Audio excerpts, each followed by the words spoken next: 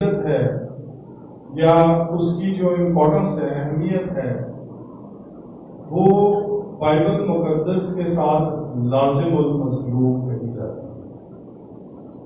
اور ایک سوال کرنا چاہوں گا آپ سے کہ اس سے پہلے کہ ہم باقاعدہ اس کا مطالعہ کرنا شروع کریں، کتنے لوگ جسمانیت اور روحانیت کے بارے میں جانتے ہیں؟ ہم میں سے بیٹیاں بیٹھی ہوئی ہیں، بزرگائیں ہیں، بھائی ہیں، اور ہم میں سے کتنے لوگ ہیں جو جسمانیت اور روحانیت اسپرچولیزم کے بارے میں جانتے ہیں؟ میرا خیال ہے کہ اگر یہ جو چھوٹے بچے ہیں ان کو نکال دیا جائے تو ہم سب اس چیز کو انڈرسٹینڈ کرتے ہیں۔ جسمانی خواہشات کیا ہیں اور روحانی خواہشات کیا ہیں؟ بائبل بھی اس کو بڑے اچھے انداز میں بیان کرتی ہے، الیبوریٹ کرتی ہے، اور ہم اس کے بارے میں بائبل میں بہت ساری باتیں سیکھتے ہیں۔ میرے عزیزو، اخلاقیات کیا ہے؟ اخلاقیات یا اخلاق کیا ہے؟ ہم میں سے کوئی اسے بتا سکتا ہے؟ اخلاق کیا ہے؟ بیٹا آپ بتا سکتے ہیں؟ اچھا، انہوں نے بیٹے نے بتایا کہ جو مسیح کے ساتھ چلتے ہیں۔ کوئی اور اخلاقیات کے بارے میں کوئی ڈیفائن کر سکتے ہیں، بتا سکتے ہیں؟ جو میری جو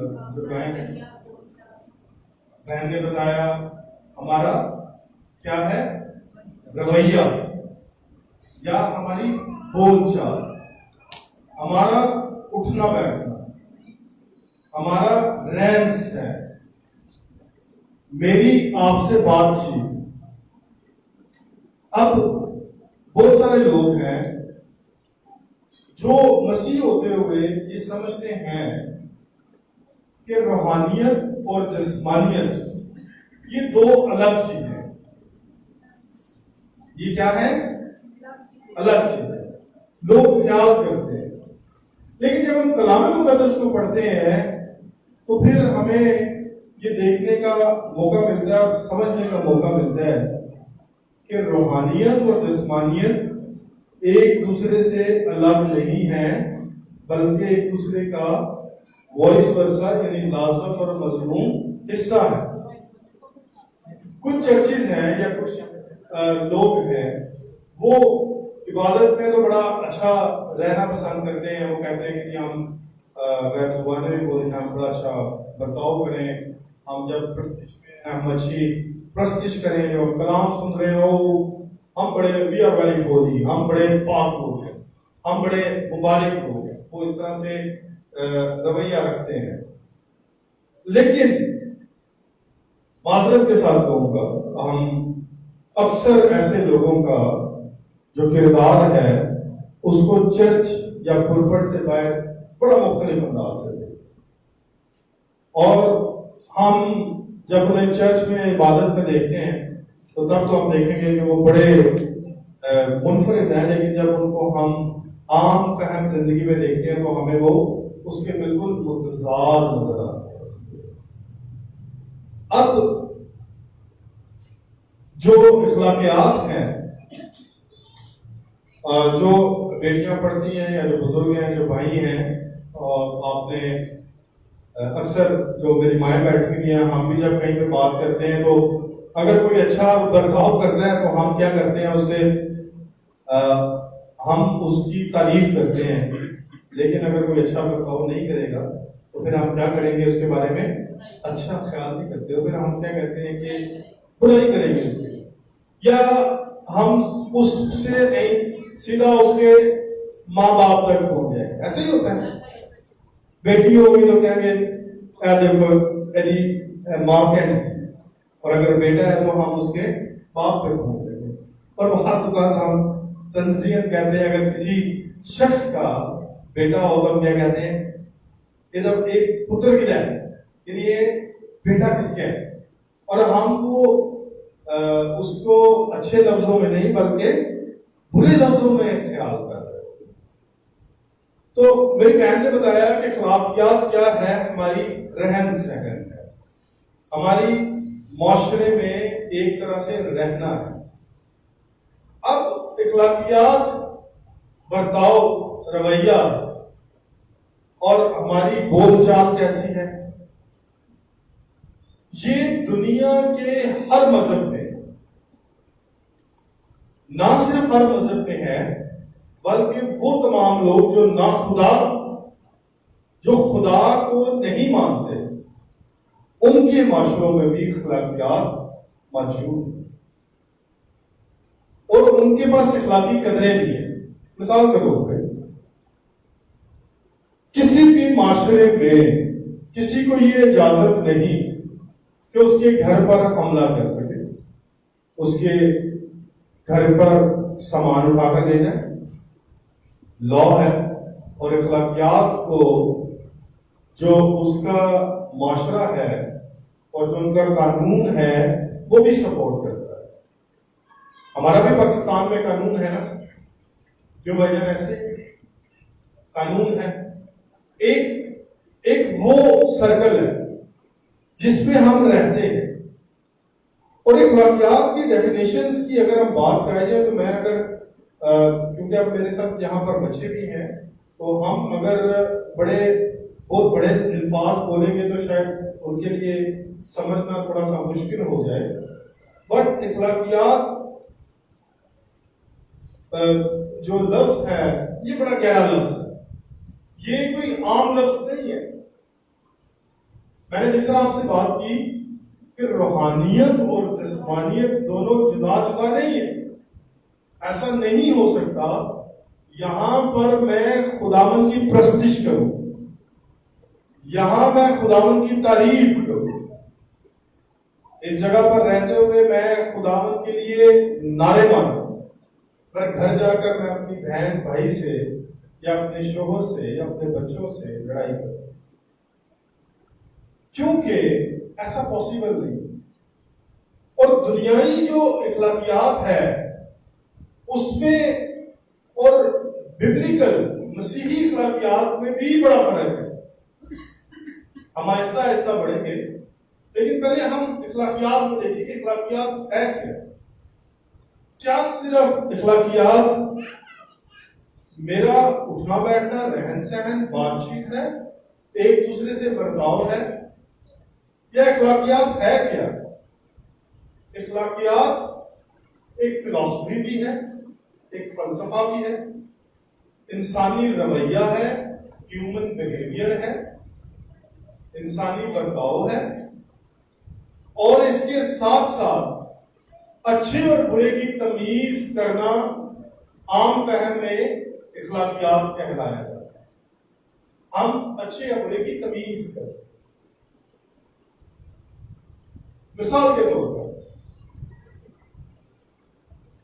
مجھے پتا ہے یا بچپن سے مائیں اپنے بچوں کو جب وہ چھوٹے ہیں ان کو اخلاقی قدریں سکھانا شروع کرتی ہیں، جبکہ وہ اس وقت مذہب کو بھی نہیں جانتے، جب وہ نہیں جانتے کہ مذہب کیا ہے، روحانیت کیا ہے، جب وہ خداوند یسوع مسیح کو بھی نہیں جانتے، شخصی طور پر بھی نہیں جانتے، تو مائیں ان کو سکھانا شروع کرتی ہیں کہ بیٹا کسی کی چیز توڑنا نہیں ہے، چوری نہیں کرنی، کسی سے کوئی چیز لینی ہے تو کیا کرنا ہے، ان کی اجازت سے لینا۔ اور یہ چیزیں، یہ تعلیم گھر سے ان کو دی جاتی ہے۔ تو اب سوال یہ پیدا ہوتا ہے کہ جب عام معاشرے میں اخلاقیات ہیں، اخلاقی قدریں ہیں، جو معاشرہ بھی دیتا ہے، جو آپ کے ملک کا قانون بھی دیتا ہے، اور آپ کے ملک میں رہتے ہوئے جو لا اینڈ آرڈرز ہیں وہ بھی آپ کو دیتے ہیں، تو پھر مسیح ہوتے ہوئے ہمیں کن اخلاقی قدروں کی ضرورت ہے؟ یہ بڑا ایک اہم سوال ہے، کیونکہ عام جو اخلاقیات ہیں ان کو مورل فلسفی کہا جاتا ہے، انسانی برتاؤ کہا جاتا ہے، یعنی کہ اچھی باتوں کا ایک رویہ کہا جاتا ہے، ڈسپلن کہا جاتا ہے، دستور کہا جاتا ہے. اور جس طرح میں نے پہلے بتایا کہ گڈ اینڈ بیڈ میں ڈفرینشیشن ہے، یعنی کہ فرق کیا اچھا ہے کیا برا ہے. اور اگر میں ابھی بچوں سے پوچھوں، بزرگوں سے، جو بیٹیاں بیٹھی ہیں یا بھائی بیٹھے ہیں، تو اگر ایک ایک کر کے ہم پوچھنا شروع کریں تو میرا خیال ہے کہ ہمیں بہت ساری چیزوں کا پتا ہوگا کہ کیا اچھا ہے کیا برا ہے. ہمیں یہ بھی پتا ہوگا کہ ہم نے کیا چیز ہماری صحت کے لیے اچھی ہے کیا بری ہے، کیا ہمارے خاندان کے لیے اچھا ہے کیا برا ہے. اپروکسیمیٹلی مطلب زیادہ تر ہم میں سے لوگ اس سے واقف ہیں. اب جو اخلاقیات ہے عام فہم میں اس کو دیکھا جائے تو اس کے لیے جو ایک ٹرم یوز کی جاتی ہے یا جو ایک مکالمہ یوز کیا جاتا ہے وہ سیٹ آف مورل ڈسپلن ہے.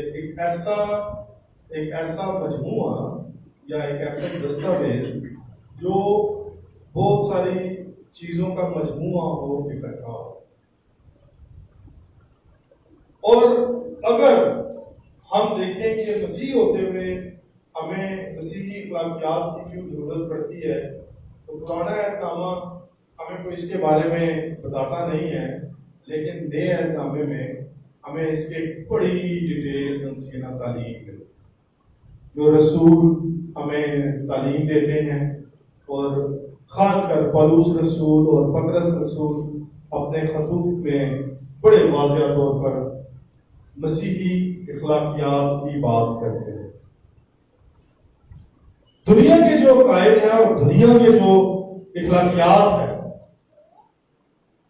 وہ بیس کرتی ہے، فاؤنڈیشن ہے اس کی دنیاوی باتوں، لیکن مسیحی اخلاقیات جو ہے وہ اس سے ٹوٹلی مختلف ہے.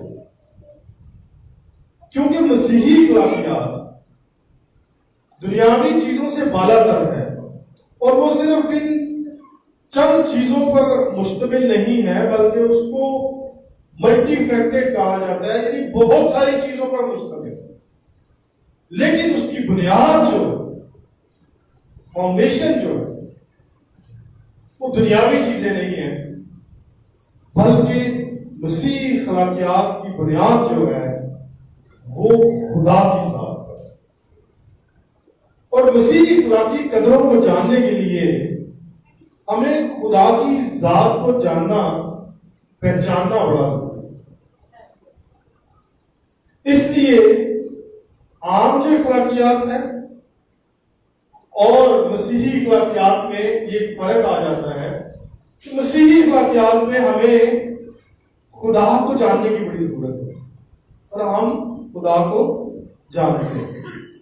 ہم میں سے کتنے ہیں جو یہ دعویٰ کر سکتے ہیں کہ ہم خدا کو جانتے ہیں؟ ہم جانتے ہیں. کیوں آپ لوگ خدا کو جانتے ہیں؟ جانتے ہیں نا؟ کیسے ہم خدا کو جانتے ہیں؟ ہم کیسے جانتے ہیں؟ ہم اس کے کلام سے ہماری زندگی میں ہر روز کوئی نیا تجربہ ضرور ہوتا ہے جس کے ذریعے سے ہم کیا کرتے ہیں خداوند کو اور قریب طور سے جاننے کا باعث بن جاتا ہے. آپ جانتے ہیں بیٹھے ہیں اس کا سب سے اہم حصہ کون سا ہے؟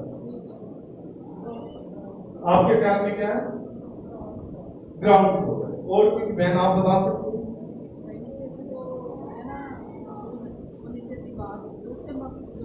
ٹھیک ہے بھائی آپ بتائیں گے مجھے کسی بھی عمارت کا مثال کے طور پہ اس عمارت میں آپ اس کا مضبوط ترین حصہ کون سا ہے؟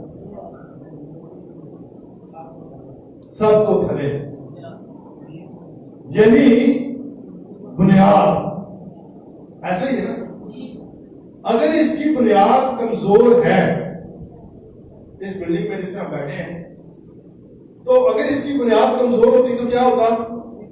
ہم سب اس کے ساتھ دھڑام سے ایسے ہوتا اور پھر کیا ہوتا کہ یہ عمارت گر جاتی.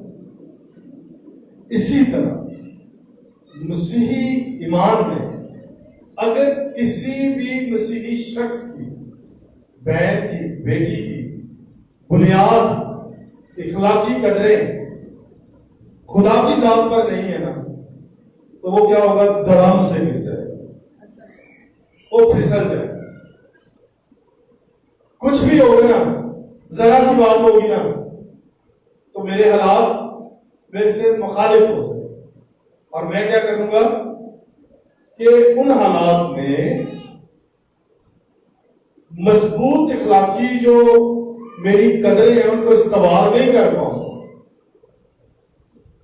اور اس طرح بائبل یہ بیان کرتی ہے کہ مسیحی اخلاقیات کی جو بنیاد ہے وہ کیا ہے؟ خدا کی ذات، خدا کو جاننا، خداوند میں رہنا۔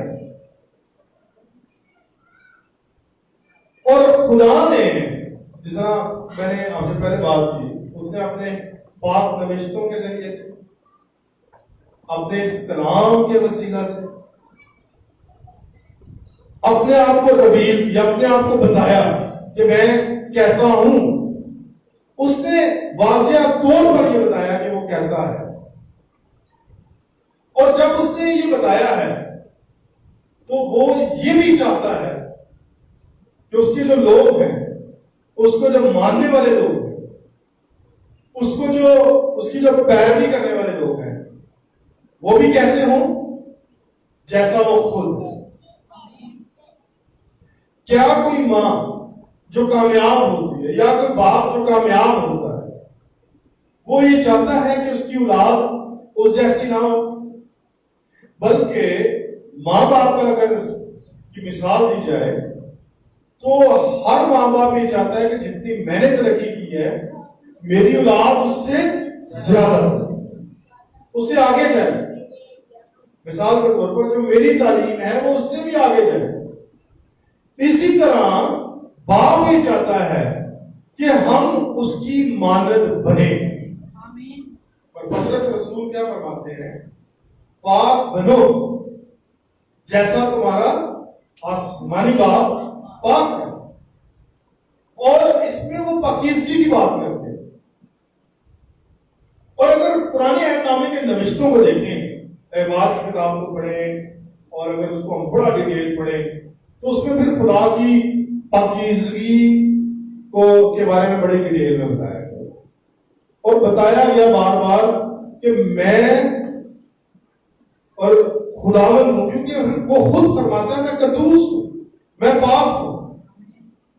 اور جب تک ہم خدا کی ذات کو نہیں جان سکتے نا، تب تک ہم کرسچن ویلیوز کو، مسیحی اقدار کو نہیں جان سکتے، کیونکہ اس کے لیے بڑا ضروری ہے نا کہ جس کو ہم نے فالو کرنا ہے یا جس کو پیچھا کرنا ہے، جس کو پوچھنا ہے، اس کو جانے۔ اور اگر میں اس کو جانتا ہی نہیں تو پھر تو میں ایک ایسی راہ پہ جا رہا ہوں جو اننون ہے، جس کا کوئی مجھے پتہ نہیں اس کی منزل کیا ہے۔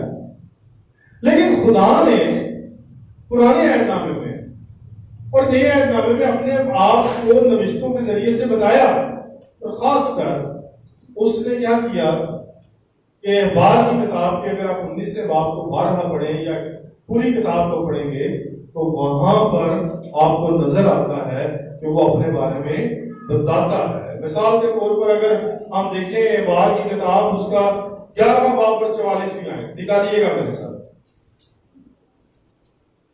احبار کی کتاب اس کا 11واں باب اور اس کی 44ویں آیت۔ بیٹا بک آف لیویٹیکس یعنی احبار کی کتاب 11واں باب اس کی 44 آیت، یہاں پہ نکالا کسی نے؟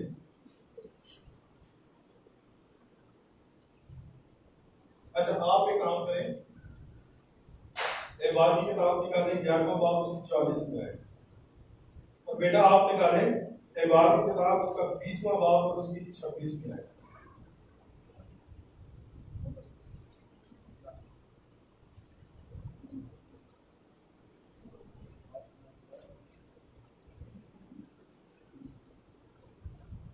نکال دیا؟ ہاں جی، آپ بیٹا پڑھیں احبار کی کتاب بلند آواز سے 11ویں باب کی 44 ورس کو پڑھیں. پڑھیے گا. کیونکہ میں خدا کو پالتا ہوں اس لیے اپنے آپ کو مقدس کرنا اور پاک ہونا کیونکہ میں قدوس ہوں. تھینک یو آپ. اب یہاں پر خدا کیا فرما رہا ہے؟ وہ کہہ رہے ہیں کیونکہ میں خداوند تمہارا خدا ہوں اس لیے اپنے آپ کو کیا کرنا؟ مقدس کرنا اور پاک ہونا کیونکہ میں قدوس ہوں. کہہ رہا میں قدوس ہوں، تم مجھے فالو کر رہے ہو، تم میرے لیے بنے ہو، میرے پیچھے آ رہے ہو، تم بھی کیا ہونا؟ پاک ہو. دوسری آیت نکالیے گا احبار 20 باب اور اس کی 26ویں آیت پڑھیے گا بیٹا آپ اس کو. 26ویں آیت کو پڑھیے. 20واں باب اس کی 26ویں آیت. اور تم میرے لیے پاک بنے رہنا کیونکہ میں جو خداوند ہوں پاک ہوں اور میں نے تم کو اور قوموں سے الگ کیا ہے تاکہ تم میرے لیے ہو. تھینک یو آپ کا. تم میرے لیے پاک بنے رہنا کیونکہ میں خداوند ہوں، پاک ہوں. وہ کہتے ہیں میں خداوند ہوں اور تم میرے لیے کیا ہونا؟ پاک بنے رہنا. اب جو مسیحی اخلاقیات ہیں اس کو ہم تب تک اس کو فالو نہیں کر سکتے، اس کو جان نہیں سکتے جب تک ہم خدا کو نہیں جانتے.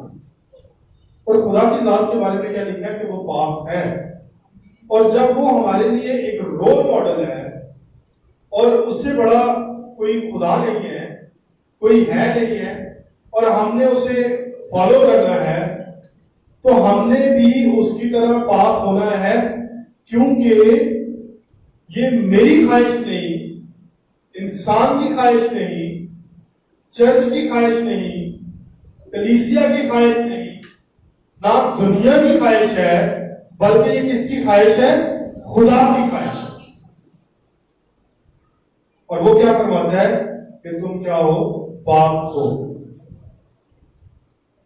اور کرسچن ایتھکس، مسیحی اخلاقیات، مسیح قدریں دنیاوی اخلاقیات سے منفرد اس لیے بھی ہیں کیونکہ اس میں ہم روحانی ترقی کے بغیر آگے نہیں بڑھ سکتے. مسیح اخلاقیات میں ہماری اسپرچل فارمیشن بھی ہوتی ہے، یعنی ہم روحانی طور پر بڑھتے چلے جاتے ہیں، ہم روحانی طور پر گرو کرتے ہیں، افزائش ہوتی ہے، ہم آگے کی طرف بڑھنا شروع کرتے ہیں بجائے کہ ہم پیچھے کی طرف. اور خداوند نے اپنے کلام میں بڑا واضح طور پہ بتایا کہ وہ پاک ہے اور وہ چاہتا ہے کہ ہم بھی کیا ہوں؟ پاک ہوں. اور جب ہم افسیوں کے خط کو پڑھتے ہیں اور پطرس رسول کے خطوط کو پڑھتے ہیں تو وہاں پر پاکیزگی کی بڑی خوبصورت ہمیں جو ہے ایک معیار ملتا ہے. اور جب ہم خطوط کو پڑھیں گے نا تو ان میں ہمیں ایک ایسے رول ماڈل ملتے ہیں، معیار ملتا ہے جس کو فالو کرنا ہر ایک مسیح کا کی رسپانسبلٹی ہے، ذمہ داری ہے. اور پطرس رسول کیا فرماتے ہیں پہلے خط کے دوسرے نامی آیت میں؟ وہ فرماتے ہیں تم ایک برگزیدہ نسل، شاہی کانوں کا فرقہ، مقدس قوم اور ایسی امت ہو جو خدا کی خاص ملکیت ہے. تو اب خدا ہمیں ترغیب کیا کر رہا ہے؟ ہم پاک ہوں، اور یہ خدا کی خواہش ہے. اور پطرس رسول یہ فرماتے ہیں کہ ہم خدا کی کیا ہے؟ خاص ملکیت ہے. یہ بڑا ایک خوبصورت کنیکشن ہے. اگر جب تک ہم اس کو نہیں سمجھیں گے نا کہ ہم اس کے ہیں اور ہم اس کی ملکیت ہے. ملکیت کیا ہوتی ہے بھائی؟ کیا ہوتی ہے ملکیت؟ جو یعنی کہ یہ موبائل آپ کا ہے تو آپ اس کے کیا ہیں؟ مالک ہیں. یہ گھر جس کا ہے وہ کیا ہے؟ اس گھر کا. آپ کے پاس گاڑی ہے تو آپ گاڑی کے کیا ہیں؟ بائک ہے تو آپ اس کے. آپ کے پاس کوئی بھی اثاثہ ہے تو آپ کیا ہے؟ اس کے مالک ہے نا. تو ہمارے لیے کیا کہا جا رہا ہے کہ ہم کس کی ملکیت ہیں؟ خدا. اور ہم اپنے لیے نہیں ہیں، ہم خدا کے لیے ہیں.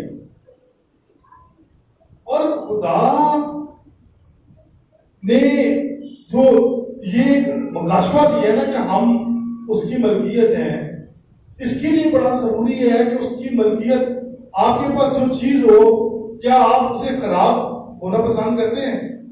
مثال دیتا ہوں، آپ کا یہ موبائل ہے، آپ چاہیں گے کہ یہ ٹوٹ جائے؟ نہیں چاہیں گے. آپ کی کوئی فیوریٹ چیز ہے، آپ کی کوئی کھلونا ہے آپ کا، ایسے میں اب جو بزرگ بیٹھے ہوئے ہیں، خاص کر جو مائیں بیٹھے ہوئے، آپ کے خوبصورت برتن ہوں گے اپنے گھر میں، آپ کبھی نہیں چاہیں گے وہ ٹوٹے، خراب ہو، اسکریچز پڑے اس پہ. آپ کی کوئی قیمتی چیز ہے، آپ اسے خراب ہونا نہیں پسند کریں. اسی طرح خدا بھی یہ چاہتا ہے کہ اس کی جو ملکیت، اس کے جو لوگ ہیں، وہ ویسے ہی مقدس ہو، پاک ہو جیسا کہ وہ پاک ہے. اور اس کے لیے وہ ہمیں بائبل میں سے تلقین کرتا ہے. اور اس کے لیے جب تک ہم خدا کی ذات کو نہیں سمجھیں گے، ہماری اخلاقی قدریں اچھی نہیں ہوگی، ہم اپنی نجات میں آگے نہیں بڑھ سکیں گے. نجات ہمیں خداوند کی طرف سے میراث ہوگی، ہم اس کے خاندان کے لوگ ہیں. اور آپ اگر میں ایک سوال کروں اس وقت، آپ کیا سمجھتے ہیں کہ خدا نے کلیسیا کو، چرچ کو دنیا میں کیوں رکھ چھوڑا ہے؟ ہم سالوں سال سے تاریخ پڑھتے ہوئے آ رہے ہیں، اور خدا مسیح نے بھی کہا کہ وقت بہت نزدیک ہے.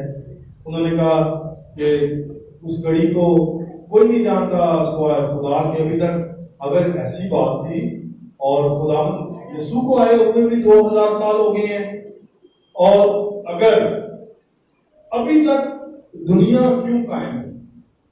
کوئی اس بات کا جواب دے سکتا ہے آپ میں سے؟ کوئی بتا سکتا ہے کیوں دنیا قائم ہے؟ کیا جو اتنا کام پھیلا ہوا ہے دنیا میں، خدا اگر سوچیں تو کیا ہم کلاس دے رہے ہیں نا، کلاس میں کوئی بھی سوال ہو سکتا ہے، کوئی آپ کے ذہن میں بھی ہو سکتا ہے. آپ کیا سوچتے ہیں بھائی کہ دنیا ابھی تک کیوں ختم نہیں ہوئی، اور چرچ کا وجود کیوں ہے؟ جی تاکہ لوگ راست باز بنے. بہن آپ بتا سکتے ہیں کچھ کہ دنیا کیوں ابھی تک ختم نہیں ہوئی؟ کیا خدا کا خیال ہے؟ خدا اب کیا کہہ رہی ہیں کہ لوگ اپنی زندگی کو بدلیں گے. بہن آپ کچھ اس میں ایڈ کریں گے؟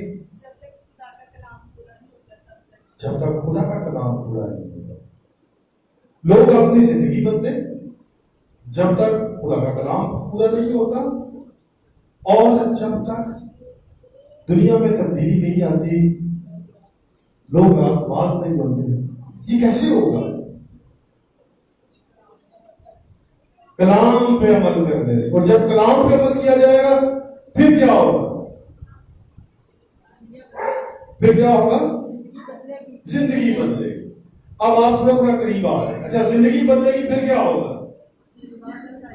جی غلام جلد آئے گا. اور بیٹا آپ بتائیں کچھ، آپ میں سے کوئی اس میں ایڈ کرنا چاہے گا؟ پھر کیا ہوگا؟ مثال دیتا ہوں آپ کو. میں ایک برا شخص ہوں، اور میری شخصیت کو جانتے ہوئے کیا آپ میرے جیسا بننا پسند کریں گے؟ بننا پسند کریں گے؟ میں گالی گلوچ کرتا ہوں، میں دوسروں کی بدخوئی کرتا ہوں، میں بدگوئی کرتا ہوں، میں لوگوں کی چیزیں چوری کرتا ہوں. اگر مثال کے طور پر سر میں ایسا بننا ہوں، آپ میرے جیسا بننا پسند کریں گے؟ کبھی بھی نہیں کہیں گے. بلکہ آپ اپنے بچوں کو بھی کہیں گے ایسے بھائی کو دور رہنا، ٹھیک ہے، یہ بندہ ٹھیک نہیں ہے، بچے کیا کہیں گے کہ یہ عقل ٹھیک نہیں ہے، صرف آگے۔ لیکن اگر چرچ آج تک موجود ہے تو بیٹا چرچ اس لیے موجود ہے کہ خدا کا جلال قوموں تک لے کر جائے۔ چرچ اس لیے موجود نہیں ہے کہ چرچ یہاں پر محظوظ ہونے کے لیے موجود نہیں ہے۔ محظوظ ہونے کے لیے خدا کی بادشاہی میں بڑی جگہ ہے، جہاں پر لکھا ہے کہ وہاں پر ہر وقت اگر آپ یسایہ کا صحیفہ پڑھیں، آپ دانیل کو پڑھیں، آپ پھر مکاشفہ پڑھیں، وہاں پر کیا ہے کہ ہر وقت قدوس قدوس قدوس ہاللویا کے نعرے لگتے ہیں۔ خداوند کی پریزنس ہے جہاں پر کوئی غم نہیں، جہاں پر خوشی ہے اور جہاں پر شادمانی ہے۔ پر چرچ کیوں موجود ہے اور اس کا ایک خاص مقصد ہے، اور کلیسیا کا ایک خاص مقصد ہے کہ کلیسیا لوگوں تک خدا کا جلال لے کر جائے، چاہے وہ ہمارے اپنے لوگ ہیں یا وہ لوگ ہیں جن کا خداوند یسوع مسیح پر عقیدہ نہیں ہے۔ اب میں کیسے خداوند کا جلال لوگوں تک لے کر جا سکتا ہوں؟ سوال ہے، کیسے لے کے جا سکتا ہوں بیٹا؟ میں وزٹ کر سکتے ہیں جی، میں نام بتائیں کیسے؟ جی آپ کچھ بتانا چاہیں گے؟ آپ مسکرا رہی ہیں، کچھ کہنا چاہتی ہیں بتائیے، کچھ آپ کچھ ایڈ کرنا چاہیں؟ جب تک کلام کے کسی کو شیئر کریں گے اور اس کی زندگی میں خدا کیسے آئے گا، یہ کلام ہماری زندگی کو ٹھیک ہو گیا۔ اور ٹھیک ہے بھائی، آپ بتائیں گے اس پہ؟ اچھا، اب میں ایک مثال دیتا ہوں۔ میں آپ کے پاس یہ چیز لے کر آ رہا ہوں اور میں آپ کے بڑے غصے میں کہتا ہوں کہ یہ لے لو، لے لو، آپ کیسا لگے گا؟ حالانکہ میں آپ کو کچھ چیز دے رہا ہوں، پر اگر میں ایک خوبصورتی کے ساتھ، ایک پیار سے ایک چیز آپ کو کہہ رہا ہوں، بہن میرے بھائی یہ آپ کے لیے، تو آپ کو کیا کرے گا؟ اچھا لگے گا نا، اور آپ کیا کہیں گے؟ خوشی سے اسے قبول کریں گے۔ شاید انسان ہے نا، شاید غصے میں نفرت سے کوئی دے رہا ہو تو ہم سوچتے ہو چلو لے لیتے ہیں، چیز تو آ رہی ہے، لیکن اس چیز کی قدر نہیں ہے میری زندگی۔ اسی طرح اگر میں غصے سے، برے رویے سے اپنے اسکول میں، اپنے کالج میں، اپنے فیلوز کے ساتھ، اپنے کام کرنے کی جگہ پر، اپنے معاشرے میں، محلے میں، گلی محلے میں، کام کاج پر پیار سے خداوند کا کلام لے کر جاتے ہیں، تو پھر کیا ہوگا؟ لوگ میری کردار سے، میری باتوں سے کس کو جانیں گے؟ خداوند یسوع مسیح کو جانیں گے۔ اور پھر وہ کیا کریں گے؟ وہ کیا کہیں گے؟ یہ کون لوگ ہیں جو منفرد ہیں؟ کیسے لوگ؟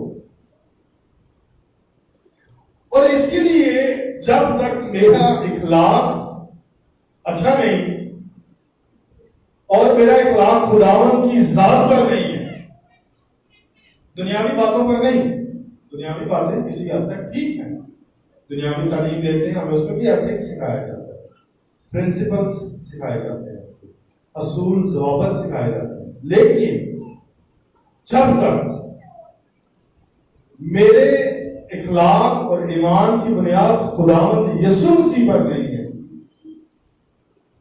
میں کچھ بھی نہیں کر سکتا، میں کسی کے ساتھ کوئی اچھی چیز شیئر نہیں کر سکتا۔ ہم اس کو کیا کہتے ہیں؟ اس کے لیے بائبل میں کیا کہتے ہیں؟ خوشخبری ہے، ایسا ہی ہے، خوشخبری ہے نا بھائی جان، خوشخبری ہے، خوشی کا کلام ہے۔ خوشی کی خبر کبھی غصے یا غمزدہ ہو کے دی جاتی ہے؟ نہیں۔ کیسے دی جاتی ہے؟ خوشی کے۔ میں بڑے غصے سے منہ پھلا کے، بڑا جا کر کے، ٹھیک ہے، اور آ کے معلوم کلام سناواں، آپ کو کیسا لگے گا؟ اب ہمیں یہ کیسے خوش کر دے گا؟ بٹ اگر میں بڑے سویٹسٹ انداز میں، بڑے پیارے انداز میں، اچھے انداز میں آپ کو خدا کے کلام کی پیاری باتیں بتاؤں گا، تو پھر کیا ہوگا؟ آپ اس سے کیا ہوں گے؟ محسوس ہوں گے، آپ اس سے کیا ہوں گے؟ خوش ہوں گے۔ اس لیے اخلاقی قدریں ہر جگہ پر مانی رکھتی ہیں، وہ ہمارے گھر سے شروع ہو کر ہمارے معاشرے کی ہر جگہ پر صلاحیت ہے۔ اور جس طرح ہم بات کر رہے تھے، اخلاقیات بتاتی ہے چوری نہ کرنا، اور اس کے لیے کیا بتایا جاتا ہے کہ اگر آپ چوری کریں گے تو کیا ہوگی؟ سزا ملے گی آپ کو۔ میں اپنی قیمتی چیز چرا لیتا ہوں تو کیا ہوگا؟ مجھے سزا ملے گا نا، قانونی آپ کا سزا دے گا۔ اب بائبل کیا بتا کہ اگر ہم چوری کریں گے تو کیا ہوں گے؟ اس کی بادشاہی میں داخل نہیں ہو سکے۔ ایک بڑا ریوارڈ ہے۔ بہت ساری کہانیاں، بہت سارے معاشرے میں ایسی باتیں ہیں جس میں لوگ عام فہم میں اخلاقیات کو تو جانتے ہیں لیکن وہ آگے بڑھنا نہیں جانتے۔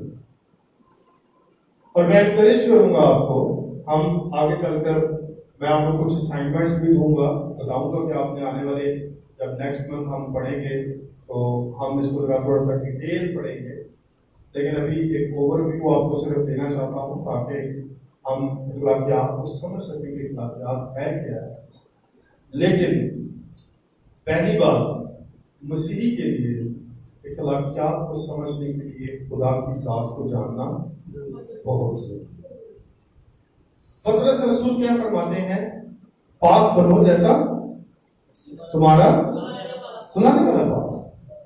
دو کنڈیشن، پہلی بات کیا؟ پاک ہو، اور دوسرا بلاوا ہے، بلاہٹ ہے، اور وہ کہتے ہیں کہ پاک بنو۔ پاک میں کیسے کروں؟ کیا میرے اندر گناہ ہو، میں پاک ہوں؟ ہم میں سے اگر دیکھا جائے کوئی بھی شخص پاک نہیں ہو سکتا، پاکیزگی نہیں ہے ہمارے بارے میں تو کہا گیا کہ ہماری لیکن خدا پاک ہے۔ ہم اس کی فٹ سٹیپس کو، اس کی قدموں کو ہم فالو کر سکتے ہیں، اور کسی بھی شخص کے کردار سے ہم جان جاتے ہیں کہ وہ شخص کیسا ہے۔ اور اگر میں مثال کے طور پر انوپ بھائی کو اور بہن سے پہلے بھی ملاقات یہاں پہ ہوئی، آپ میں سے شاید کچھ کو مجھے جانتے ہیں لیکن اتنا زیادہ مجھے نہیں جانتے، لیکن آج آپ میری ذات کا جو ایک ایویلیویشن ہے یا میری ذات کے بارے میں ایک اندازہ کیا لگائیں گے؟ میری بول چال سے لگائیں گے نا، میری آپ سے بات چیت سے لگائیں گے، میرے رویے سے لگائیں گے۔ اور میں اگر یہاں پر ابھی آپ کے ساتھ لڑنا جھگڑنا شروع کر دوں اور آپ کے ساتھ بری باتیں کرنا شروع کر دوں، آپ کو برا لگے گا اور آپ کو بڑا عجیب لگے گا کہ کیسا شخص ہے۔ شاید آپ پادری صاحب کی وجہ سے، ان کی فیملی کی وجہ سے برداشت کریں تھوڑی دیر، لیکن آپ کو ناگوار گزرے گا۔ اسی طرح جو مسیح رویہ ہے اس میں ہم نے بڑھنا ہے، اور اس میں بڑھنے کے لیے ہمیں بڑی ایفرٹس کرنی پڑتی ہے، یہ کوئی عام نہیں ہے۔ اور پاک ہونے کے لیے جو بائبل مقدس میں لفظ لکھا گیا ہے نا کہ پاک ہو، پاک کا یہ مطلب نہیں ہے کہ ایک ہوتا ہے ہائیجین، ایک ہوتی ہے صفائی ستھرائی۔ پاک ہونے کا مطلب صرف یہ نہیں ہے کہ ہم اچھے کپڑے پہن لیں، وہ ایک بیسک ایتھکس ہے، بیسک اخلاقیات ہمیں بچپن سے سکھایا جاتا ہے، ہمارے ماں باپ سکھاتے ہیں کہ اپنے ہاتھ کو، اپنے پیر کو نہائیں، آپ کپڑے پہنے، صاف کپڑے پہنے، آپ وہ ایک بیسک چیزیں ہیں جو ایک دنیاوی طہارت یا پاکیزگی کی طرف جاتی ہے۔ بٹ بائبل میں جس پاکیزگی کی یا پاک کیے جانے کی بات کی جاتی ہے نا، اس کا مطلب ہے اللہ کیا جانا۔ دنیا میں بہت سارے معبود ہیں، بہت سارے خدا، اور وہ خدا اپنی جگہ پر ہے، معبود ہیں، لیکن خدا کے لیے جو پاک وہاں پہ لفظ لکھا گیا ہے نا، اس کا مطلب ہے کہ وہ سب سے مختلف خدا، اور اس کو اکثر ہم زبوروں میں پڑھتے ہیں تو تجھ سا کون خدا ہے؟ کوئی تجھ سا خدا نہیں۔ خدا بھی یہ چاہتا ہے کہ معاشرے میں رہتے ہوئے چرچ ایک منفرد نظر آئے۔ تم دنیا کے نور، اگر نوری تاریکی میں ہو تو پھر وہ کس کے لیے نور بنے گا؟ آج خداوند کے لوگ جن کو کس نے کہا کہ آسمان اور زمین کیا ہو جائیں گے؟ ٹل جائیں گے، میرے منہ کی باتیں وہ کیا کہتا ہے؟ تم کیا ہو؟ دنیا کے نور۔ نور ہم کیسے بن سکتے ہیں؟ اپنے اچھے اخلاق، اپنے اچھے رویوں، اور ان رویوں سے جس میں ہم خدا کی ذات کو دنیا پر بتائیں، ریویل کریں، ان کے بارے میں بتائیں۔ اب خداوند نے یہ بھی کہا تم دنیا کا نمک ہو، اور نمک کا مزہ اگر جاتا ہے وہ پھر کیا ہے؟ کسی کام کا۔ آپ جب کھانا بناتی ہیں نمک کا ہو تو کتنی بدمزہ ایک جو سالن کا ٹیسٹ آتا ہے، لوگ چھوڑ دیتے ہیں اگر وہ زیادہ ہو تب بھی، اور اگر وہ نہ ہو کام ہوتا تو ایسا ہی ہے۔ کیوں جی؟ کبھی نمک زیادہ پہ گیا تھوڑے کو؟ ہے جی؟ پڑ گیا نمک زیادہ، اور اگر نہیں پڑا تو کیا ہوگا اس سے؟ آپ کو کیا اس کا ذائقہ کسی جگہ پر اچھا نہیں لگا۔ تو ہم نے اپنے کردار سے لوگوں میں ایک کیا کرنی ہے؟ متعدل قسم کی نا حیثیت کو پیدا کرنا، کہ ہمارا اس معاشرے میں رہتے ہوئے جو اثر ہے نا وہ ایسا جائے کہ لوگ دور سے کہیں یہ کون لوگ، یہ الگ کیے ہوئے لوگ، یہ پاک لوگ، یہ مقدس لوگ۔ اور بہت ساری گواہیاں ہیں۔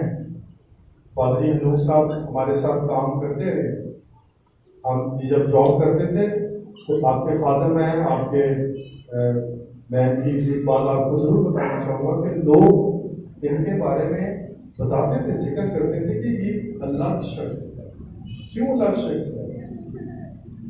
کیوں الگ شخص ہے؟ کیونکہ انہوں نے اپنے طور، اپنے اعتبار، اپنی بات چیت، اپنی ہمبلنس اور اپنی باتوں سے ان کو بار بار کرایا کہ میں مختلف ہوں۔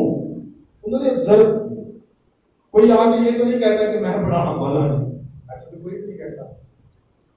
آپ بھی نہیں کہیں گے، میں بھی نہیں کہوں گا۔ اور کیوں نہیں کہیں گے؟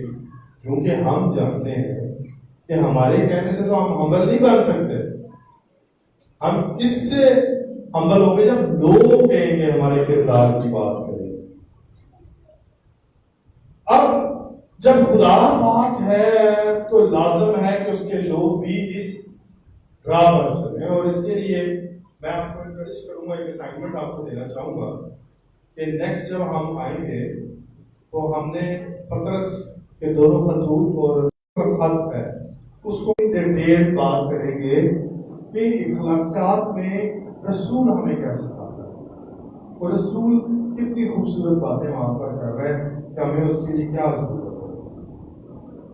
اب پرانے نامے میں جہاں بھی اخلاقی ہدایات ہمیں دی گئی ہے نا، ان میں اکثر یہ الفاظ آتے ہیں کہ میں خدا ہوں، خدا اپنی ذات کے بارے میں بات کرتا ہے۔ مثال کے طور پر اگر یہ بات اس کو پڑھیں، جس طرح میں نے پہلے آپ کو بتایا، آپ نے پڑھنا ہے جا کے آپ کی آج ایک بار کتاب اس کو 29واں باب رات بھی پڑھیے گا۔ اب خداوند وہاں پر ایک تلقین کرتا ہے، وہ کہتا ہے کہ تم میں سے ہر ایک اپنی ماں اور باپ سے ڈرتا رہے اور تم میرے سبتوں کو ماننا، میں خدا ہوں۔ اب یہاں پہ کیا ضرورت ہے خدا ہوں، کیونکہ یہ کہتے ہیں کہ میں خدا ہوں، حالانکہ حکم کیا جاری ہو رہا ہے؟ ماں باپ کے بارے میں۔ اور پھر کہتے ہیں کہ تم بتوں کی طرف رجوع نہ کرنا، نہ اپنے ڈالے ہوئے دیوتا بنانا، میں خداوند تمہارا خدا ہوں۔ اور اعمال کی کتاب کے 19 باب میں پڑھیں گے نا تو خداوند تمہارا خدا ہوں تقریباً 12 دفعہ استعمال ہوا، اور اس لیے خدا انسٹرکشنز دے رہا ہے، تلقین کر رہا ہے، اور ہمیں وہ گائیڈ کر رہا ہے، اور وہ پاک ہونے کے بارے میں بتا رہا ہے کہ کلیسیا اس کے لوگ وہ کیسے پاک۔ اور میں ابھی آپ سے ذکر کر رہا تھا کہ جب ہم پڑھیں گے بڑی ڈیٹیل پطرس کے خط کو، تو اس میں ہمیں بڑی اہم باتیں ملتی ہیں، کیونکہ اس میں ہماری نجات کی بات کی جاتی ہے۔ اب آپ نے 3 چیزیں یاد رکھیں کہ جو ہم نے بڑھنا ہے نا اپنے روحانی قدوں کا عمل میں، وہ ہم ایسے نہیں بڑھ سکتے، اور بڑا مشکل ہے کہ جب ہم کہا جاتا ہے، ایک میں بتاتا چلوں کہ فلپیوں کے خط میں لکھا ہوا ہے کہ خداوند میں خوش ہو، پھر کہتا ہوں ہر وقت کیا کرو، خوش ہو۔ حالات جیسے بھی ہیں کیا ہو، خوش ہو۔ اب اس کو تھوڑا سا نا سمجھیں، خوش رہنا بیٹا یا بیٹیوں یا بہنوں، یہ نہیں ہے کہ ہر وقت ہنستے رہنا بھائی جان، ایسا نہیں ہے کہ ہر وقت ہنستے رہنا۔ بعض اوقات ہم کسی ایسے شخص کو جو ہر وقت ہنستا رہے، مسکراتا رہے نا، تو اس کی ذہنی کیفیت پہ شک پڑ جاتا ہے۔ ہنستا ہوا ہر وقت کا چہرہ، بعض اوقات ہمیں کیا ہوتا ہے، اس کی ذہنی کیفیت پہ ہمیں ڈاؤٹ ہوتا ہے، شک پڑتا ہے کوئی ہم پولس رسول یہ نہیں کہہ رہے کہ ہر ٹائم ہنستے کھیلتے ہو۔ وہاں پہ جو خوش رہنے کا مطلب ہے نا، وہ یہ ہے کہ حالات چاہے جیسے مرضی ہو نا، آپ کی سراؤنڈنگز میں آپ کی مخالفتیں ہوں، آپ کی زندگی میں ایسے مشکل ہو جائے کہ آپ کے لیے آپ سمجھے کہ یہ اینڈ ہو گیا ہے، تو آپ نے اس احساس کو اپنی زندگی میں رکھنا ہے کہ جب میں گناہ میں تھا، غلاظتوں میں تھا، لعنتوں میں تھا، عین وقت پر مسیح ہوا اور مجھے اس کا فضل مل گیا۔ تو پولس رسول یہ فرما رہا ہے کہ خداوند میں ہر وقت خوش رہو، حالات جیسے بھی ہوں، آپ اپنی سراؤنڈنگز میں کسی بھی واقعے کو دیکھتے ہوئے یہ ضرور زندگی میں یاد رکھیں کہ آپ اس کے فضل کے طرف کو محسوس کریں اور سمجھیں کہ اس کا فضل آپ کے لیے کافی ہے۔ اس لیے تو وہ کہتا ہے کہ خداوند تیرا فضل میرے لیے کافی ہے۔ وہ یہ بات نہیں کرتا کہ ہر وقت ہنستے رہو، کھیلتے رہو، وہ کہتا ہے خداوند میں ہر وقت خوش رہو، اور بنیاد کس کی ہے، خداوند۔ اور بہت سارے، اگر پطرس کی مثال آپ کو دیکھوں دوں میں، تو پطرس کی زندگی کے بارے میں ہمارے لیے بہت ساری چیزیں سیکھنے کو ملتی ہیں، اور اگر اس کی اخلاقی قدروں کو دیکھیں تو ایک وقت آیا کہ اس نے خداوند کا انکار بھی کر دیا، اور جہاں اسے نہیں بولنا چاہیے تھا اسے بول پڑتا تھا، جہاں بولنا چاہیے تھا وہاں نہیں بولتا تھا۔ لیکن پطرس کے روحانی قدوں کا عمل میں جب بڑھا اور اس کی کرسچن ایتھکس اور اخلاقیات نے ترقی کی، وہ روحانی طور پر بڑھا، تو پھر ایک وقت میں کیا ہوا کہ اس نے مسیح کو بڑے اچھے طریقے سے بیان کیا۔ ہمیں بھی خداوند کو ایسے ہی جاننا، اور پطرس کے جب خطوط کو پڑھتے ہیں نا، تو ہم جس طرح میں نے پہلے آپ کو بتایا، ہمیں وہاں پر اس کے پہلے خط میں جو 2 اہم باتیں ملتی ہیں، وہ کیا کہتا ہے کہ پاکیزگی کی بات ملتی ہے اور دوسری بلاوے کی بات۔ لیکن اس سے آگے جو وہ یوز کرتے ہیں کہ وہ کہتے ہیں کہ تم بھی پاک بنو جیسے تمہارا خداوند پاک ہے، اور اس کا وہ پرانے احکامے کی کوٹیشن یوز کر رہے ہیں، اور وہ کیا کہہ رہے ہیں کہ پرانے احکامے کا ریفرنس دے رہے ہیں کہ جیسے خداوند قدوس ہے، تم بھی اسی طرح اپنے آپ کو پاک کرو، اپنے آپ کو الگ کرو۔ یہ بڑا واضح ہے کہ خدا اپنے لوگوں کو پاک ہونا دیکھنا چاہتا ہے، اور وہ نہیں چاہتا کہ چرچ جو یہاں پر ہے وہ ایسے بڑھے کہ وہ خدا کی گواہی قائم نہ کر سکتے۔ اب سوال یہ پیدا ہوتا ہے کہ چرچ کیسے پاک ہو، ہم کیسے پاک ہو سکتے ہیں؟ اور اس کو پھر خود بیان کرتا ہے کہ پہلے خط کی پہلی اور 23 آیت کو، کیونکہ تم فانی تخم سے نہیں بلکہ غیر فانی تخم سے خدا کے وسیلے سے زندہ اور اس کے نئے سرے سے پیدا ہو، اس کے کلام سے پیدا ہو۔ اب پیدائش کی بات کیا ہوتی ہے؟ افزائش ہوتی، گروتھ ہوتی۔ بچہ پیدا ہوتا ہے، بچہ تو نہیں رہتا، بڑھتا ہے۔ اس بڑھنے کو کیا کہا جاتا ہے؟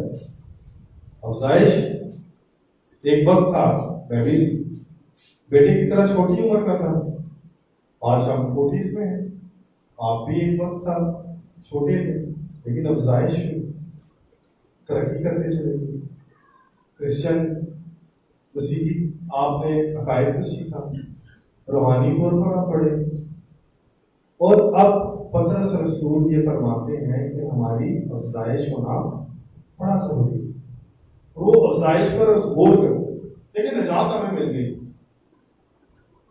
اور نجات مل کر اگر کسی کو نظر نہیں آ رہی نا، اس نجات کا کوئی فائدہ نہیں۔ آپ نے ضرور علم النجات بھی یہاں پر سیکھ رہے ہوں، آپ کو خدا کے خادم سکھا رہے ہوں۔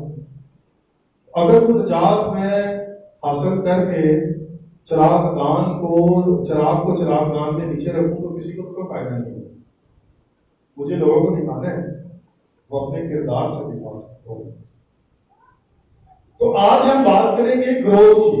جو پہلی بات ہے، ہم سٹیپ بائی سٹیپ آگے بھی مسیح اخلاقیات کو پڑھیں گے، لیکن سب سے پہلے بات کریں گے افزائش کی، کیونکہ جب افزائش ہی نہیں ہوگی، بنیاد ہی نہیں ہوگی، تو ہم آگے کیسے بڑھ سکتے ہیں؟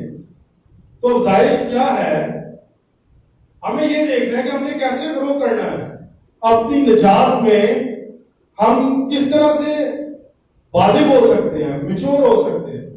اور جب تک ہم اپنی افزائش میں میچورٹی کی طرف نہیں جائیں گے، بالغ ہونے کی طرف نہیں جائیں گے، تب تک ہماری اخلاقیات جو ان سے ہے نا وہ مضبوط نہیں ہو سکتے۔ کیا چھوٹے بچے کو یہ پتا ہوتا ہے کہ اس نے ماں باپ کے چہرے پہ تھپڑ نہیں مارنا؟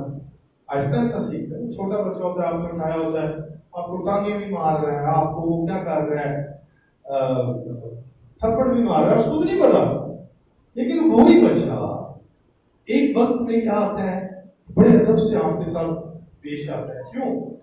اس لیے کہ آپ اس کو قدریں سکھاتے ہیں۔ آج ہم پیدائش سے آگے افزائش کی بات کرنے جا رہے ہیں، ترقی کی بات کرنے جا رہے ہیں، اور اس کے لیے پطرس رسول کی دوسرے باب کی پہلی آیت بڑی اہم آیت، میں چاہوں گا آپ نکالیں اور اس کو پڑھیں۔ کوئی میرے ساتھ پڑھے اس آیت کو۔ پہلے باب کی، پہلا پطرس پہلے باب کی پہلی آیت، کوئی بلند آواز سے پڑھ دے۔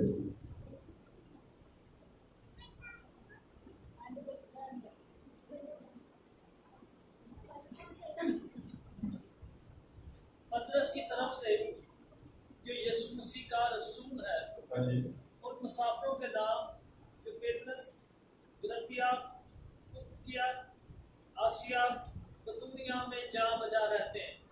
اچھا سوری، آپ دوسرے باب کی پہلی آیت سے پڑھیں۔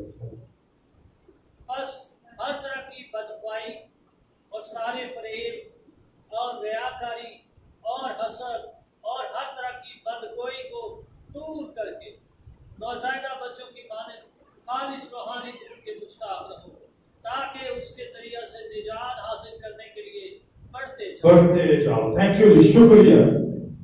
بڑی خوبصورت یہاں پر یہ آیت، بڑی کی ورڈز، نژاد بچوں کی مانند خالص روحانی دودھ کے مشتاق رہو، تاکہ اس کے ذریعے سے نجات حاصل کرنے کے لیے بڑھتے چلے جاؤ.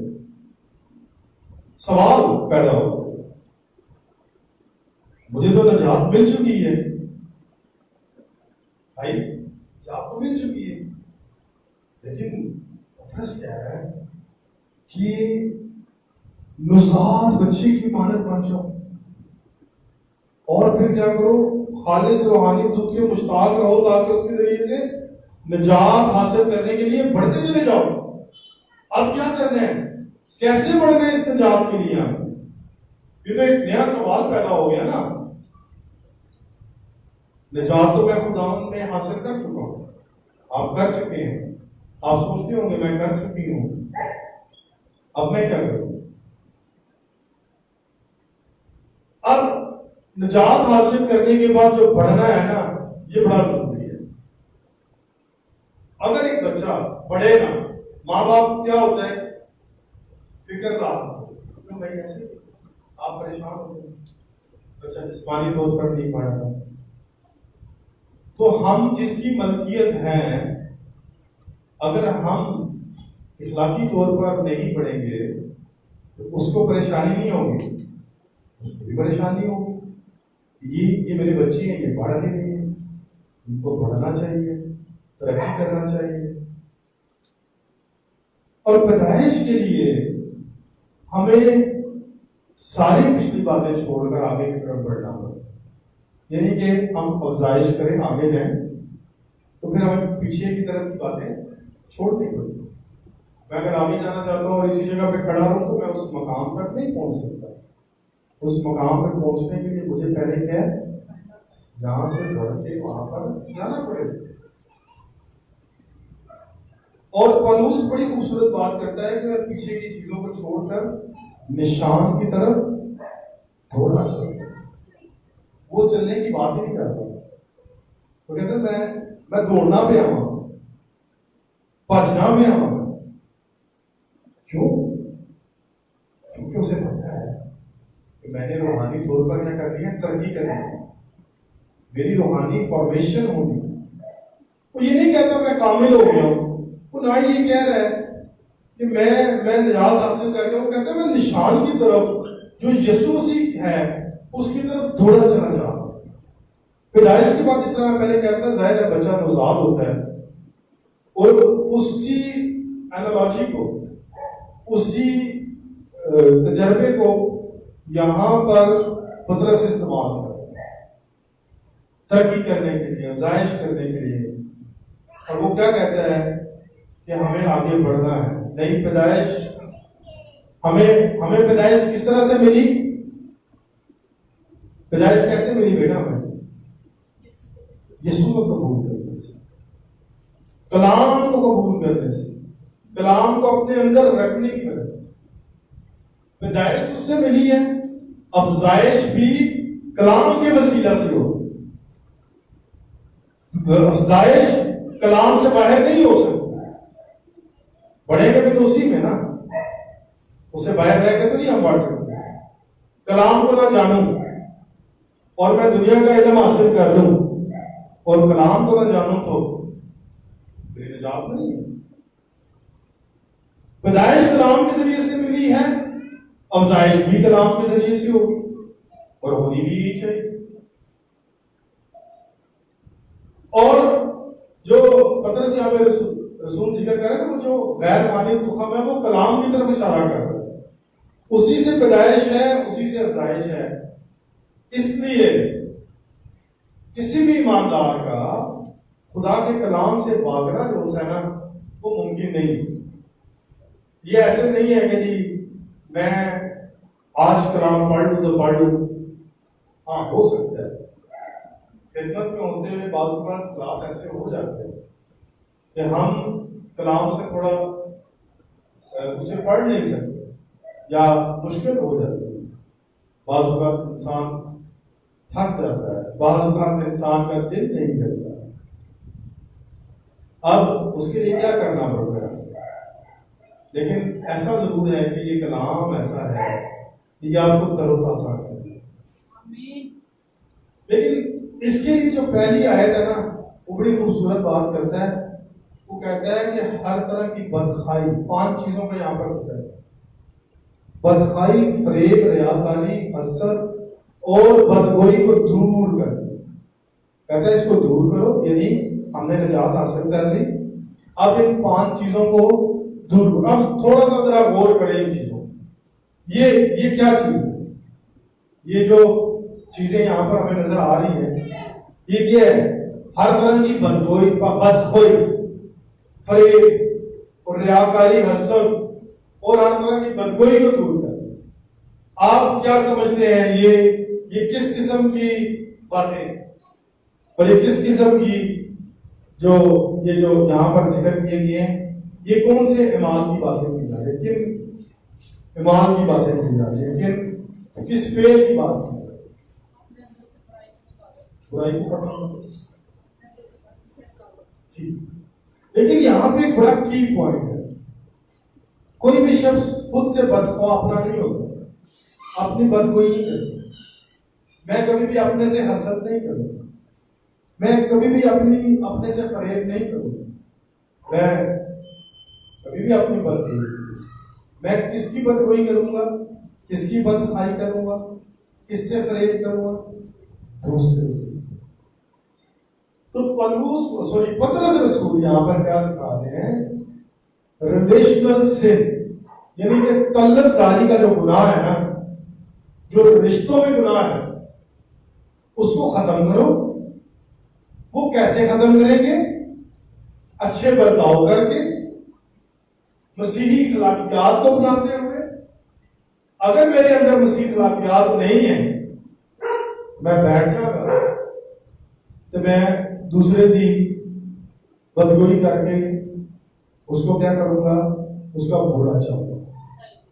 ایسے ہی. لیکن یہاں پر رسول کیا فرماتا ہے؟ تعلق داری کے جو گناہ ہے نا، ریلیشنل سینس، ان کو ختم کرے. اور پھر نوزاد بچے کی ساری دنیا کیا ہوتی ہے؟ چھوٹا بچہ، اس کی ساری دنیا کیا ہوتی ہے؟ دودھ ہوتا ہے. ایسے ہی اس کا نیپی بھی ہوتا ہے، اس کو ہوتا ہے. لیکن جب چھوٹا کیا بچہ ہوتا ہے نا، لیکن جب اسے بھوک لگتی ہے تو وہ کیا کرتا ہے؟ پورے گھر کو آسمان پر اٹھا دیتا ہے. ایسے ہی ہے، وہ اتنا رولا پا دیتا ہے کہ گھر میں جو کچھ مرضی ہے نا، وہ کہتا ہے یہ چپ کرا دے، یہ چپ ہو جائے، اسی سکون سے آ جائے. اور اگر وہ بچہ سکون میں نہیں آتا نا، تو پھر کیا ہوتا ہے؟ ہم کیا کرتے ہیں؟ آوازار کرتے ہیں. بہن، آپ کا کوئی بچہ چھوٹا روتا ہو، آپ آرام سے نہیں بیٹھیں گے نا، آپ کیا کریں گے؟ کوشش کریں گے. تو اس کی کیا کہتا ہے کہ ساری دنیا اس کی کیا ہے؟ دودھ ہے. تو کہتا ہے کہ تعلق داری کے جو یہ گناہ ہیں ان کو ختم کرو. بدخوائی، کسی کا برا نہ چاہو. آپ یہ نہ چاہیں کہ وہ چنگا نہیں لگتا، یہ چنگی نہیں لگتی، اس کے ساتھ برا ہو جائے. آپ فریب نہ دیں، کہیں کچھ کریں کچھ، اس کی زندگی میں کوئی اور مشکل کام نہیں ہے. ریاکاری نہ کریں، اندر سے کچھ باہر سے کچھ نہ ہو. میں ابھی اس میں ڈیٹیل نہیں جا رہا، آنے والے وقت ہم ضرور اس کے بارے میں بڑا ڈیٹیل سمجھیں گے کہ فریب ہوتا کیا ہے. بعض اوقات سائیکولوجیکل نفسیاتی طور پر انسان خود کو فریب دیتا ہے، آپ دوسروں کو بھی فریب دیتے ہیں. پھر ہم سیکھیں گے یہ چھوٹی چھوٹی باتیں، لیکن آج اوور ویو پہ ہم بات کر رہے ہیں. اور اس کے بعد ریاکاری، اندر سے کچھ، میں آپ کو کچھ اور کروں کچھ، میں کہوں کہ بھائی آپ یہاں پر آئیں اور میں ایسے کروں گا لیکن ویسے نہ کروں، یا میں جو آپ سے کمٹمنٹ کروں وہ پوری نہ کروں. حسد، جیلسی ہو، اے میرا بہن برو آپ کیوں ترقی کر رہے ہیں، میں کیوں نہیں ترقی کر رہا، میں کیوں پیچھے رہ گئی یا رہ گئے، انہوں کیوں اچھیاں چیزاں مل گئی، انہوں گڈی لابی مجھے کیوں نہیں ملی، وہ بار ٹور گئے میں کیوں نہیں چلا گیا، وہ ویزا لا گیا میرا کیوں نہیں لگا. حسد ہر چیز. اس کے بچے پڑھیں گے میرے بچے جی ہاں جی. اور رسول اس پہ کہہ رہا ہے کہ کیونکہ یہ تعلق داری کے ہیں، یہ ہماری اخلاقی قدروں میں آتے ہیں، تو پترس رسول کیا کہہ رہا ہے؟ انہوں چھڈو، انہوں اپنے پلو نہ بن کے نہ رکھو، ان کو چھوڑو اور بدگوئی نہ کرو. آج تے ماسٹری جانا جتنے دو لوگ بہ جانا اتنے وہ گوانڈی دے وہ گل کر دیتے جو گوانڈی دے نہیں پتا ہوتا کی گل ہوئی، انہیں کیتی بھی نہ ہوئے تو گل ہو جاتی. دیکھیں یہ بڑا ضروری ہے کہ اگر ہم نے روحانی طور پر ترقی کرنی ہے، مسیح میں بڑھنا ہے، تو ان ترقی کرنے کے لیے ان گناہوں کو اپنی زندگی سے، ان باتوں کو نکالنا ہے. تو پھر کیا ہوگا؟ کیونکہ گناہ جو ہے نا وہ محبت کی ضد ہے، اور اگر یہ چیزیں ہماری زندگیوں سے ختم ہو جائیں گی نا تو پھر ہم خدا کے زندہ اور اللہ تقدیر کلام کے وسیلے سے کیا کریں گے؟ ترقی کریں گے. یاد رکھیے گا کہ وہ یہ فرماتا ہے کہ نجات میں بڑھتے چلے جاؤ.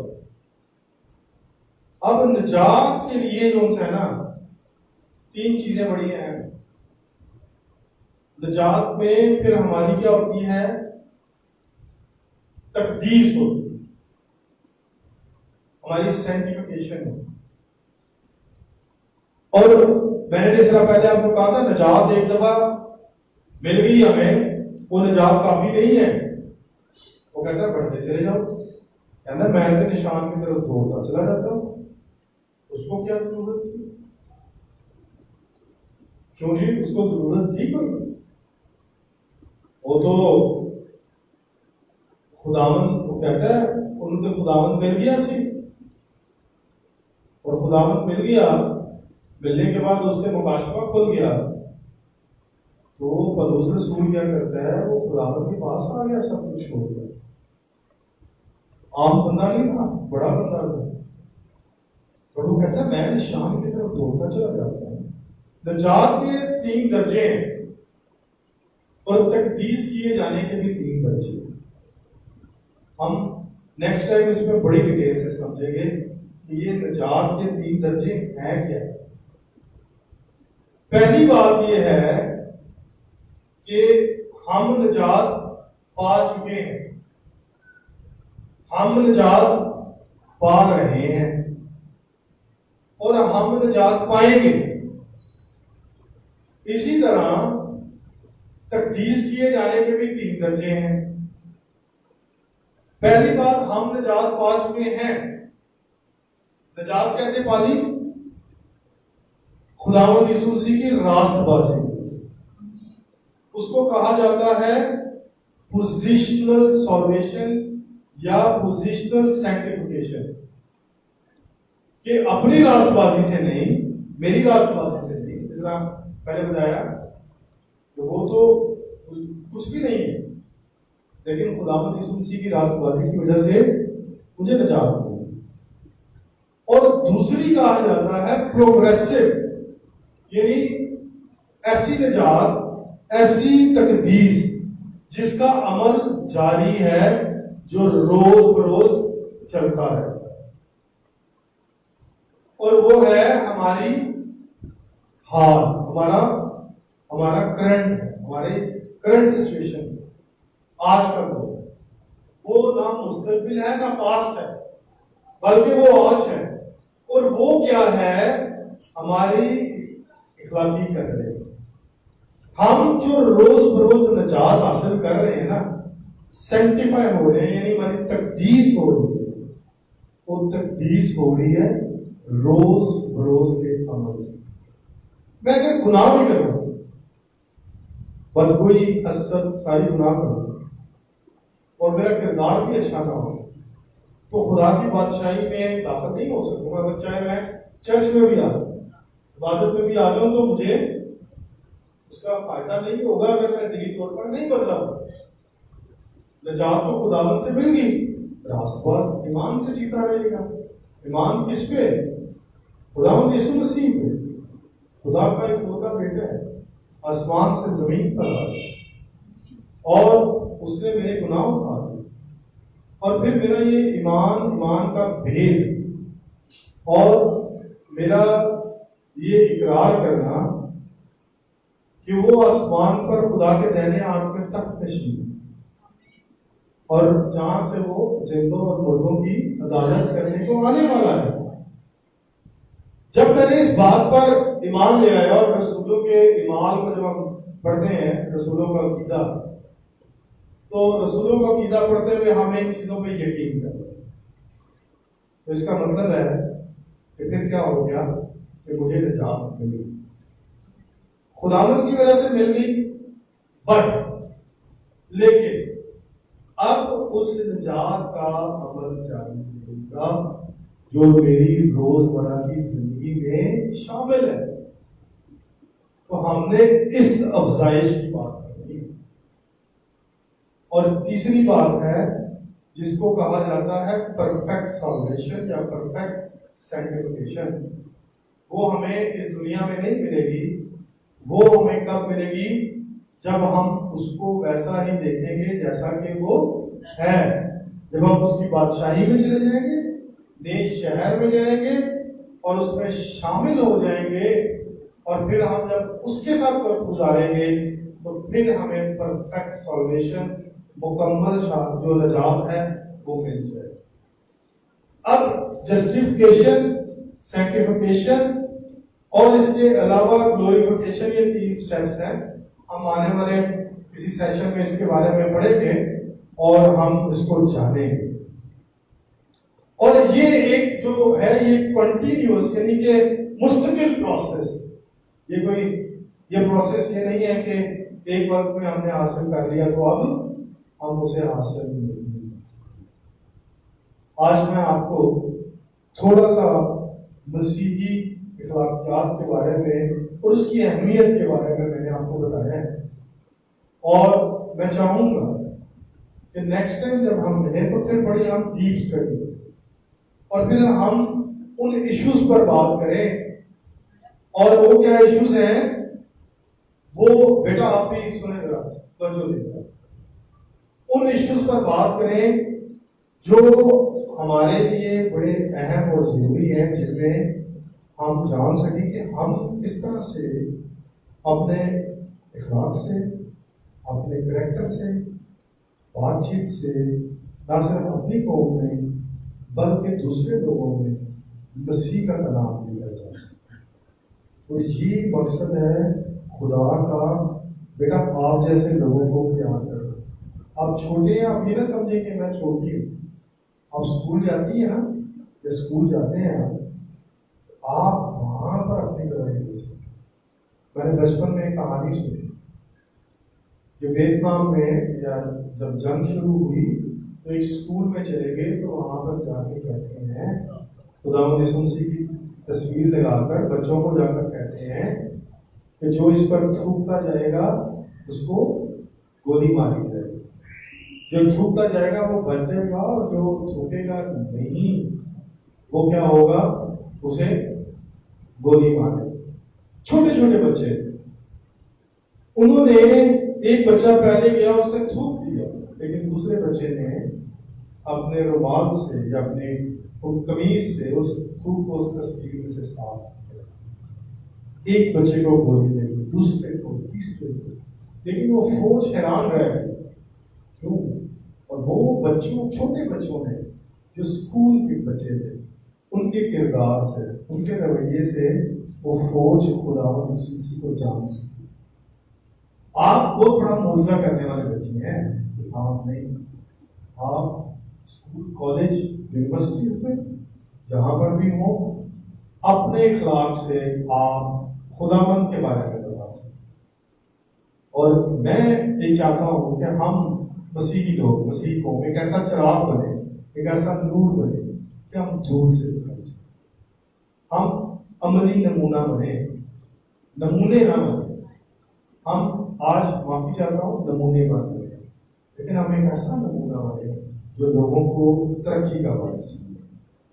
خدا آپ سب کو برکت دے، اور میں آپ کو چاہوں گا کہ نیکسٹ منتھ جب میں آؤں تو تسالونیکیوں کے خطوط اور پطرس کے دونوں خطوط کو مکمل مطالعہ کیجیے گا، تاکہ ہم اس کی ڈیٹیل اسٹڈی کر سکیں اور ہم پھر مسیحی اخلاقیات کو اور زیادہ گہرے طور پر جان سکیں۔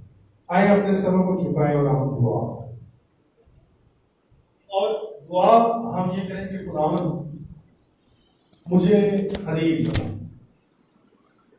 مجھے ہمبل بنا، تاکہ